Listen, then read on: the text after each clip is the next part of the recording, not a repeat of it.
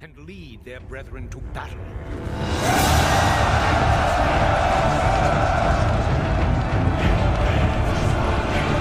As mortal armies rush blindly towards their doom,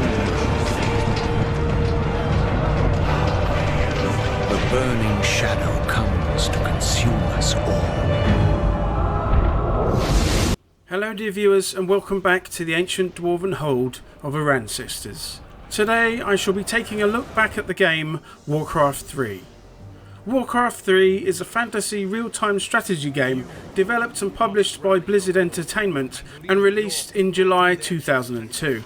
Critically acclaimed, it would go on to sell over 1 million copies worldwide in the first month alone and become a powerhouse in the RTS genre, along with creating a large modding scene that led to an entirely new genre of video game.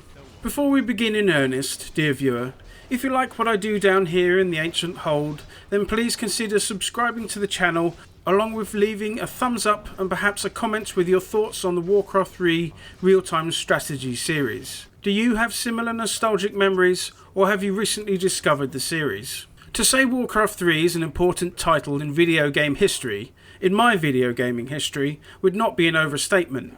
With the modding scene for a game such as this, you could probably make an entire video, but first and foremost to me, Warcraft 3 is a real-time strategy game, filled with captivating gameplay, charming graphics, and a central storyline that would become a solid basis for the biggest MMO in history. In this video, I will talk about how Warcraft 3, along with the Frozen Throne expansion, affected me personally, and perhaps how it might have affected you too. There is lots to talk about, dear viewers, for as long as a Longbeard's beard is long. This game has a legacy, through those that came before it, and that which came after. Perhaps I may have done this video sooner, but I held off for the longest time due to my concerns over how Activision Blizzard had become, with their terrible treatment of their workers and lackluster releases. I felt the urge to play it again, and so finally decided to make the video.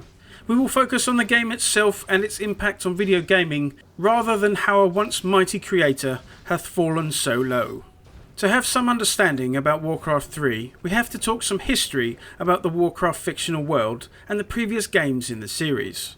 The first of them was Warcraft Orcs and Humans, which was released in November 1994 in the US and the following year in Europe. The canonical story of the first game follows the rampaging orcs, infused with a bloodlust as they assault through the dark portal from their planet of Draenor into the world of Azeroth. Set against the murderous orcs is the human kingdom of Stormwind, whose fearless soldiers, knights and sorcerers stand tall against the relentless horde. Warcraft 1 is two-dimensional and entirely pixel graphics, as you might assume for the time, and they are done well, with the sprites looking whimsical yet dark. The gameplay is solid and still fun, even now, but it is rudimentary in terms of unit control, lack of the fog of war, and other UI features. Interestingly, you're able to play through not only the human campaign, but also the orc one as well, telling different sides to the war with their own unique stories and maps to explore. This is something that would be evident in all games in the series. You gather wood and gold resources with peasants or peons and use them to create the buildings for your base. Different buildings grant different features, like the creation of military units and or allowing units to be upgraded. Don't ask how you can build buildings of stone just with wood and gold, just go with it, it's all magical and stuff. The gameplay is similar to other games that were coming through at the time, like Westwood's Dune 2, where you gather resources, amass troops and send them to fight the enemy. Warcraft though was a very different setting to Dune's science fiction RTS. It was quite grim-dark in its tone, but also light-hearted in certain aspects. The pixel art cutscenes very much stuck in the mind. I had a lot of fun with this game back in the day, with everything feeling so new, stuff I'd never seen before. Controlling these units and sending them around the place, with them talking to you, was most wonderful. Warcraft 2 was quite a jump in terms of gameplay, featuring a proper fog of war, better unit control, air and sea units, new resources and more detailed 2D graphics, along with the improved multiplayer functionality. Indeed, my first experience of PC multiplayer was with this game through a LAN at a friend's house. It blew me away how you could do such a thing.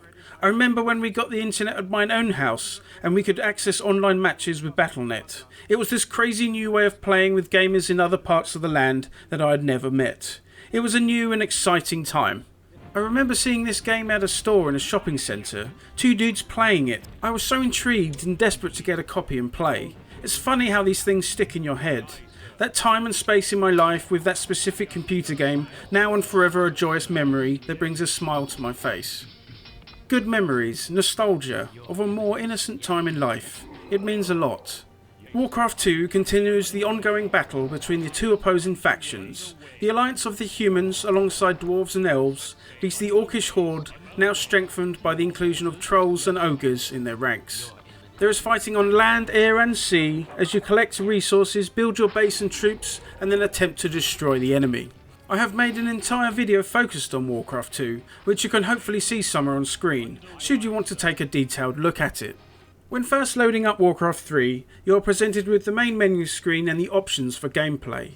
It is from here you can launch one of the campaigns, play online, play a local skirmish map, or custom map created by someone else.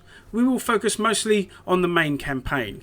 Every faction in Warcraft has its own campaign, from the orcs and humans to the undead and the night elves, but you must unlock them in sequence rather than being able to select them right from the start. This enables you to play through the campaign in a logical manner, unearthing the story as you go. You can begin with the orc prologue, moving on to the human campaign, then the undead, and so on. Warcraft 3 is set several years after the end of the events of the Second War. I have been intentionally vague about the details of the story up until this point, because I don't want to spoil too much if you wish to play them. I will have to spoil more about this one though. The Orc Prologue is just a brief intro into the story, before you embark on the rest of the game in full. The Orcs are now led by a new leader, young War Chief Thrall, a Farseer that wishes to lead the Orcs back to their roots of shamanism, being at peace with the elements. He is visited by a mysterious human stranger who instructs him to lead the Horde across the seas from the Eastern Kingdoms, where most of the battles up to this point have taken place, to the continent of Kalimdor.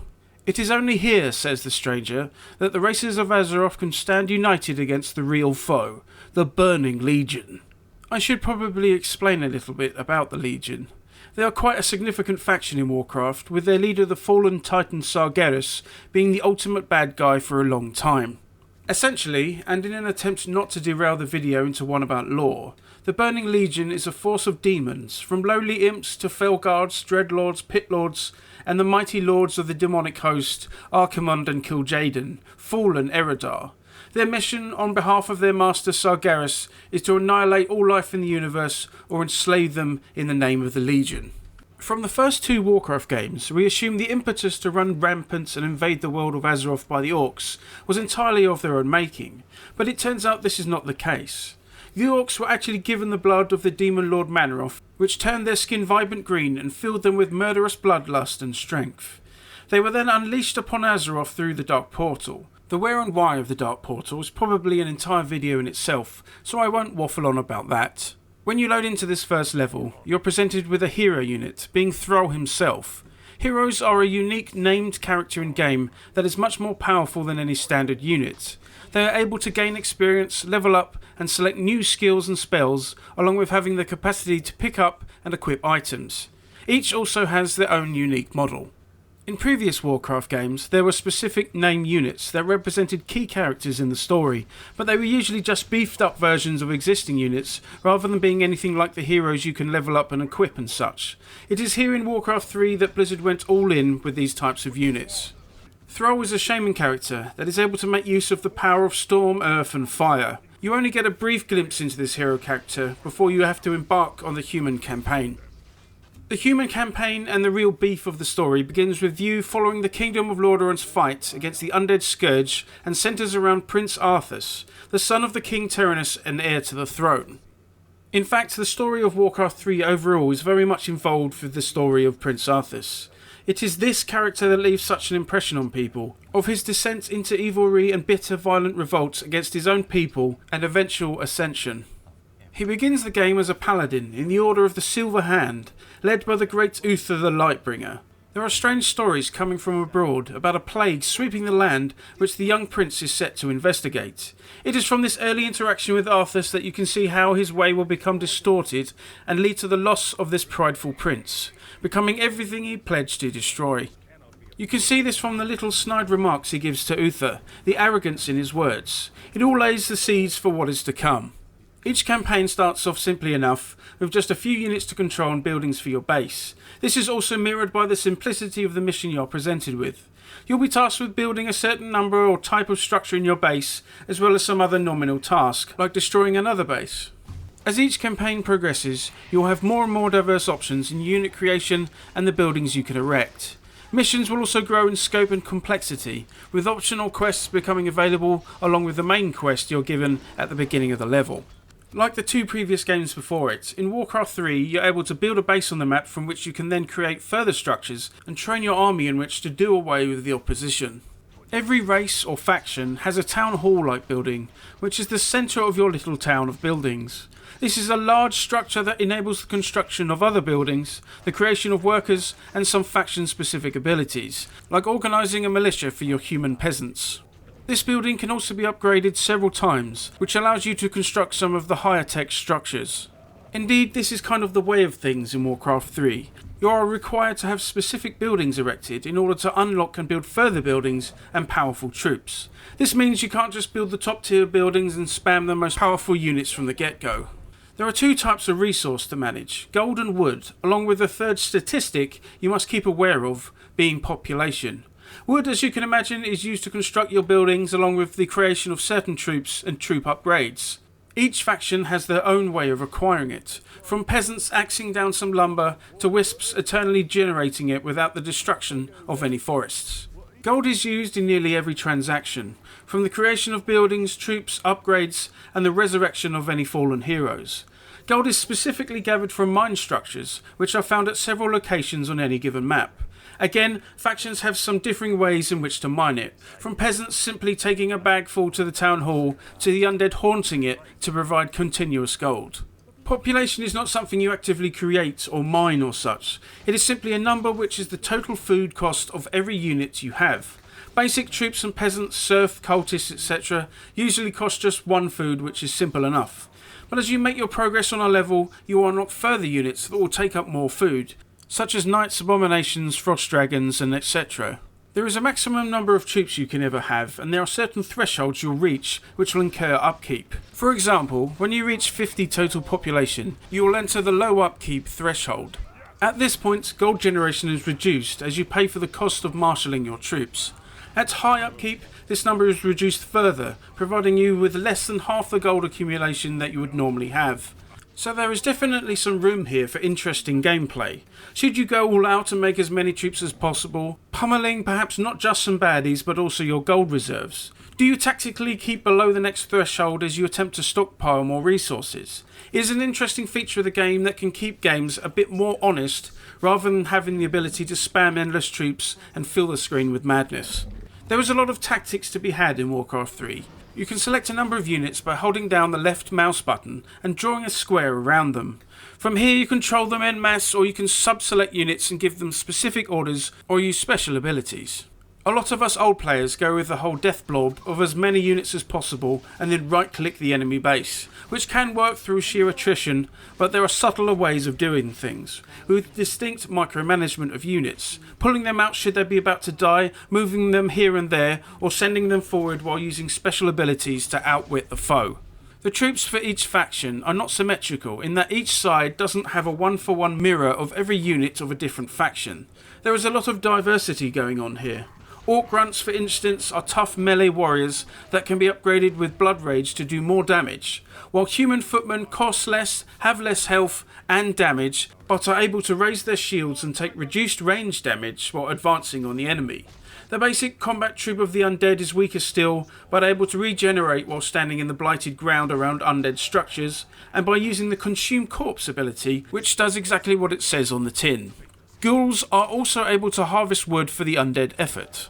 The Night Elves basic unit is the weakest of the basic troops, but makes use of a bow, which enables them to shoot from range and attack flying units. There is even more diversity with the rest of the troops available for each side, which makes for quite a different gameplay when taking control of each of the different factions. There are Dryads and Druids for the Night Elves, Gargoyles and Nerubians for the Undead, Noble Knights and Priests for the Alliance, and Tauren and Kodo Riders for the Horde, just to name but a few. This diversity is a great feather in the hat of the game, and a design choice that should definitely be observed by any other real-time strategy games. Of course, you then have the hero units, which are very powerful characters that can sway the tide of battle in your favour if used cleverly, or die quickly as you mindlessly send them into their doom, ignoring their specific battlefield role and the special abilities that make them so unique. And unique they are. The difference between characters is quite stark.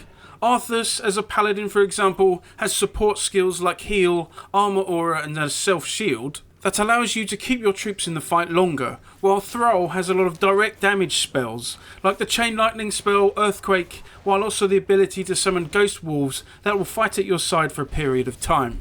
They are very different, and it's that contrast between them that makes them all the more interesting. You can resurrect fallen heroes via an altar building that is available to each faction, costing gold and some time. This is reassuring and stems the nerves a bit if you're unsure whether to commit a hero to a battle in which they may be taken down. Just with unit management, there is a lot of depth here in Warcraft 3 that allows the player to have as much or little control as they want. I think this does a lot for the longevity of the game. Besides units, you of course have your base in which to build. And again, dear viewers, we have different approaches with each different faction. They all have their own little quirks and idiosyncrasies that makes them unique. The undead, for example, can only build on blighted land, meaning they can't just erect buildings wherever they like. The humans can build farms that increase the max population and not much else, while the similar orc building, the burrow, can be manned or orced by peons who can attack baddies from relative safety. I could go on with more examples like the humans being able to build strong towers while the orcs can only create basic ones, or how the night elves can literally uproot some of their buildings and use them to fight off attackers. But you get the point. There is a lot of diversity and uniqueness to each faction in this game, which can enable different approaches to play. With all the different units and buildings and heroes and everything, there is still that basic gameplay loop of harvesting resources, creating and defending a base while building up your own forces to try and take out the enemy. This is evident in most real-time strategy games from Command & Conquer to StarCraft, Age of Empires and so forth, and it works really well here and still stands up to scrutiny even to this day. I fell back into it so easily, having not played this version of Warcraft in over a decade at least. There is variation though in the objectives for a level or map. Some are indeed simple slugfests between you and an opposing faction, but there are other missions where you might not even have a base, with you relying on your unit management skills to keep alive the troops you begin the level with, fulfilling certain objectives, like getting to a location, collecting some doodad, or destroying something in particular. There are also holdout missions where you have to fortify your base and defend it for a set number of minutes. This can lead to some hair-raising moments as you try to stay alive just a little bit longer to make the timer. Variation is good and it helps to keep things interesting, and there is more than enough here in Warcraft 3. No game is perfect though, and there are problems with the general gameplay that can be annoying.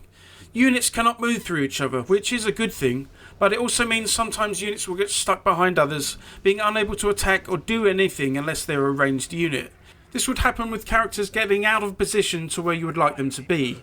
The mobs do path correctly, but if their path is blocked they will simply stand there until something moves, or not move at all. It would be nice if units somehow move out of another's way if they are blocking this movement, or somehow heroes having a right of way where everything else gets out of the way when they're trying to get through. Also, changing keybinds is a little bit of a bugger as you have to edit a text file rather than change them in game. Besides these minor issues, just simply playing the game, being in the world is joyous fun. Each map feels unique and interesting, with little details like critters walking about, camps of neutral creeps, strange monuments and the general vibe, such as Felwood being like a dark evil feeling place, with the taint of the fell all around. The overall feeling of playing a game in Warcraft 3 is an immersive one. As mentioned earlier, dear viewers, besides the actual fighting and some such, there is the story that unfolds as you progress through the campaigns. This isn't perhaps a throwaway endeavour, tacked on after the fact, but rather it is a fully realised narrative with interesting characters and arcs to follow. There is clearly a lot of thought gone into this, and the writers created a rich background of lore to pull from and explore in Warcraft 3. Besides Arthas' tale, there are other story threads such as the migration of the Horde and the founding of their capital city of Orgrimmar, the Night Elves' discovery of the other races and the reawakening of the Druids, along with the invasion of the Legion themselves and how all these other factions will deal with them. It is all woven together quite nicely, with characters interacting at different points in the story and at different times in their own personal arc. There are fully cinematic movies as well, used throughout the campaigns that are very impressive, and to be honest, they still look good now, though I am sure there is a lacing of nostalgia here as well. Nearly every mission will begin and perhaps end with an in-game cutscene where certain characters will interact or provide you with the reasoning for whatever mission you are about to undertake. It is really good storytelling and immersive for a real-time strategy game. Besides the Blizzard crafted campaigns, there are of course the custom maps. These range from simple skirmish maps for the existing games to tower defense games and completely unique games, including the multiplayer online battle arena games like Defense of the Ancients or Dota. There is a whole rich tapestry of content that is completely free to play and create. This is a very fancy feather in the hat of Warcraft 3. Like similar games that provide for custom content, this extends the life and popularity of the game for a lot longer than it might otherwise have had. Sadly, it seems should you wish to experience any of the custom content, you will need to have a Warcraft 3 Reforged client. More on that later.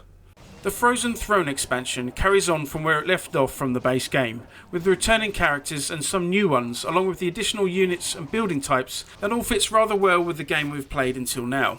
There are also more varied looking maps, as the fight takes you back to places like Outland for the first time in Warcraft 3. The story continues, further following the endeavours of familiar characters like Illidan Stormrage and Thrall, and of course Arthas. There are a few new ones too, each with their own unique backstory and abilities in game, like Anubarak, Prince Kelthus and Lady Vash. It leads to a fitting conclusion of the story while paving the way for the release of Blizzard's next project. World of Warcraft, the massively online role-playing game, or MMORPG, draws directly from the lore of Warcraft 3 with characters such as Jaina Proudmoore, Illidan Stormrage, Tyrande Whisperwind and Thrall featuring in the game. Coming off the heels of Warcraft 3, World of Warcraft galvanised players of this game into checking out what this online world might entail. It is the strong lore across all three games, but especially Warcraft 3, that enabled the game to have that initial powerful draw to people who really enjoyed the journey through the RTS games. In World of Warcraft, or WoW, instead of taking control of a whole faction or army of people, constructing buildings and such, you instead take on the role of a singular character which you create when you first log in. It is a third-person affair with you directly controlling just your character, moving them around, casting spells and using skills while interacting with other players just like yourself. If you follow gaming, even just a little, you will likely have heard of World of Warcraft. This is how strong an impact it has on the world of video gaming. Again, I could probably talk a whole video just about World of Warcraft and the effect it has had on me personally, but I will keep this inclusion brief. What I would say though, along with several other factors such as the right timing and the ease of play compared to other MMOs at the time, it was the pre-built setting of the Warcraft world that may have been the deciding factor on whether to check it out. Maybe if WoW was simply just another fantasy game without the multiple entries in the RTS genre before it, with a rich tapestry of background lore and strong narrative stories, then perhaps it might not have done so well. Perhaps. Besides World of Warcraft, there are several other games set in the Warcraft universe. There is the popular card game Hearthstone, where you build and play decks of cards using characters from the series, Heroes of the Storm, which is Blizzard's own take on the MOBA genre, and recently Warcraft Rumble, which is some sort of mobile venture.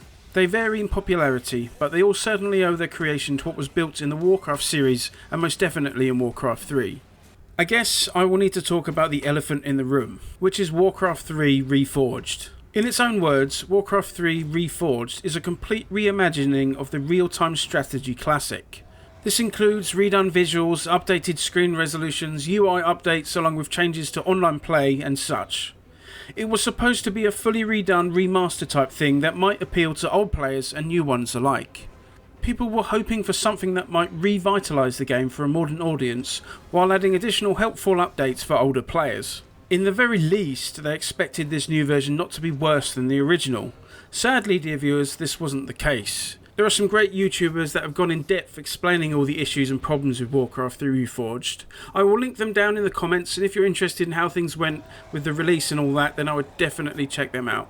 There are so many problems with the game that it was review bombed on sites like Metacritic, with many people voicing their outrage in all the usual places on the internet. For my part, I played Warcraft 3 again purely from the CDs that came with the original box games. I haven't downloaded any updates to the game, so I guess I was spared any of the issues you might have seen if you'd gone online or bought the Reforged version of the game. I hear Reforged is in a better state than it was at release, and you're able to switch between the old graphics on a whim. If this is the case, I would say if you're looking to play the game in its original form and couldn't get hold of the original box games, make sure it comes with a CD key, then perhaps Reforged might be your best bet. I know there is an aversion to giving Modern Blizzard money after their recent and ongoing difficulties, so simply do what's best for you. And there we go, dear viewers. These are my thoughts on Warcraft 3 as a game in and of itself, and its ongoing legacy in the world of video games. I hope you've enjoyed the video and listening to me ramble on. I hope you are doing well, and I shall see you next time.